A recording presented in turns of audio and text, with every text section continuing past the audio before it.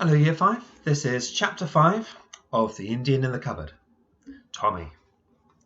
Omri felt himself grow weak. What an idiot he'd been, not to have realised that the man, and not just the medical bag, would be changed. Or had he? After all, what did he need more than just a bandage to the right size for the Indian? Someone of the right size to put it on. And, unless he was sadly mistaken, that was just what was waiting inside the magic cupboard. He unlocked the door. Yes, there he was, pink-cheeked, tussle-headed under his army cap, his uniform creased and mud-spattered and blood-stained, looking angry, frightened and bewildered. He rubbed his eyes with his free hand. Praise be for the light praise be for a bit of daylight, anyway, he said. What the? Then he opened his eyes and saw Omri. Omri actually saw him go white and his knees gave way under him. He uttered a few sounds, half curses and half just noises. He dropped the bag and hid his face for a moment. Omri said hastily, Please don't be afraid. It's all right. Then he had an absolute inspiration. I'm a dream you're having. I won't hurt you. I just want you to do something for me, and then you'll wake up. Slowly the little man lowered his hands and looked up again. A dream, is it? Well, I should have guessed. Yes, of course, it would be. The whole rotten war's nightmare enough, though, without giants and... He stared round Omni's room. Still all, perhaps it's a change for the better. At least it's quiet here. Can you bring your bag and climb out? I need your help. The soldier now managed a rather sickly smile and tipped his cap in a sort of salute. Right you are, with you in a tick, he said, and picking up the bag, clambered over the edge of the cupboard. Stand on my hand, Omri commanded. The soldier did not hesitate a moment, but swung himself up by hooking his free arm around Omni's little finger. Bit of a lark, this, he remarked.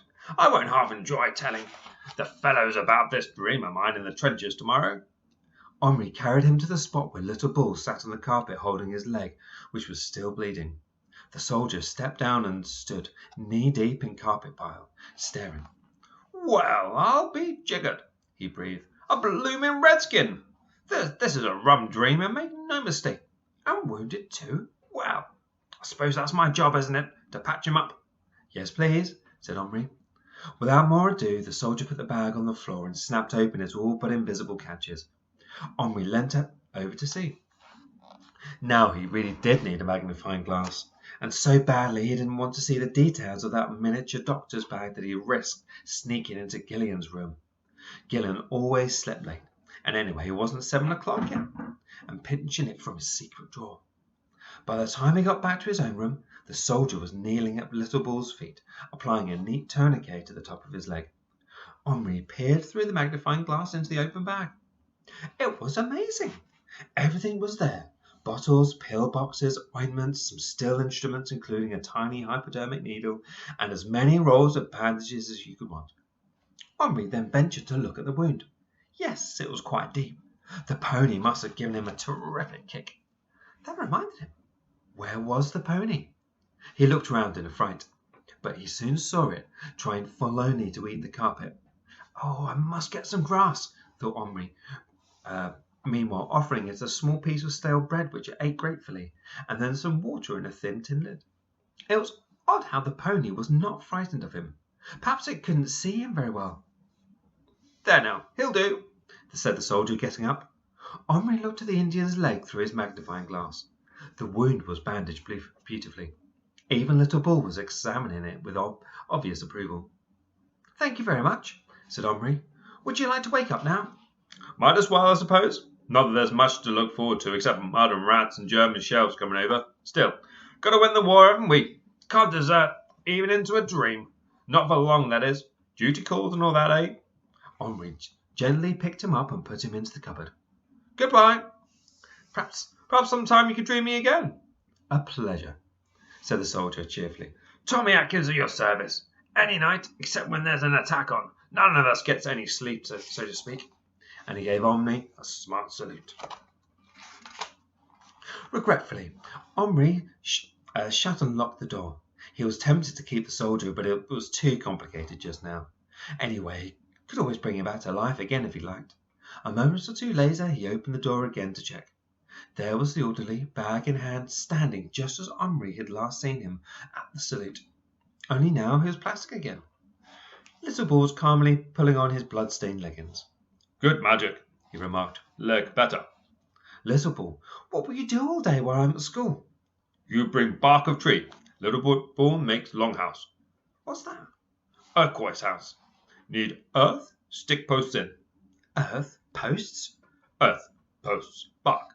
Not forget food. Weapons, tools, pots, water, fire. There were no quarrels at breakfast that morning. Omri gulped down his egg and ran.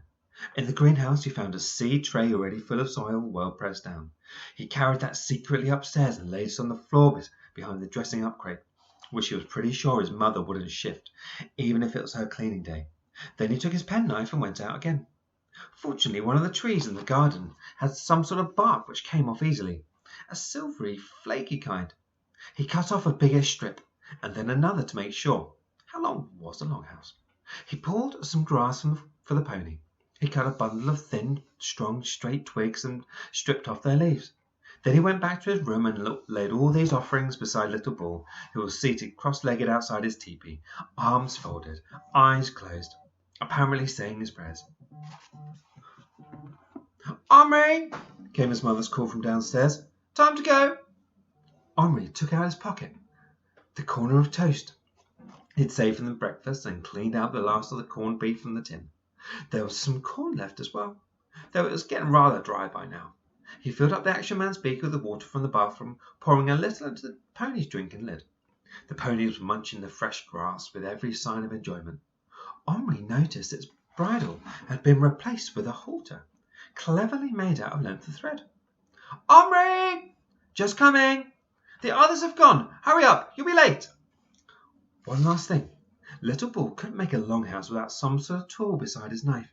He needed an axe. Frantically, Omri rummaged in the biscuit tin.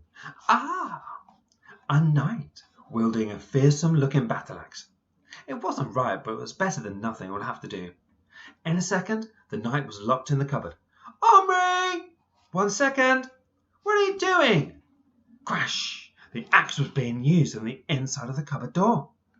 Omri wrenched it open, snatched the axe from the startled hands of the knight, who had just time for one horrified look before he was reduced to plastic again by the slamming of the door. Never mind. He had looked most unpleasant, just as knights must have looked when they were murdering the poor Saracens in Palestine. Omri had very little time for knights. The axe was a beauty, though, shining steel with a sharp edge on both sides of the head and a long, heavy steel handle. Omri laid it at Little Bull's side. Little Bull? But he was still in a trance, communicating with his ancestors, Omri supposed. Well, he would find everything when he came to. There was quite a trail of spilt earth leading behind the crate. Omri flashed down the stairs, grabbed his anorak and his lunch money, and he was gone. That is the end of chapter 5.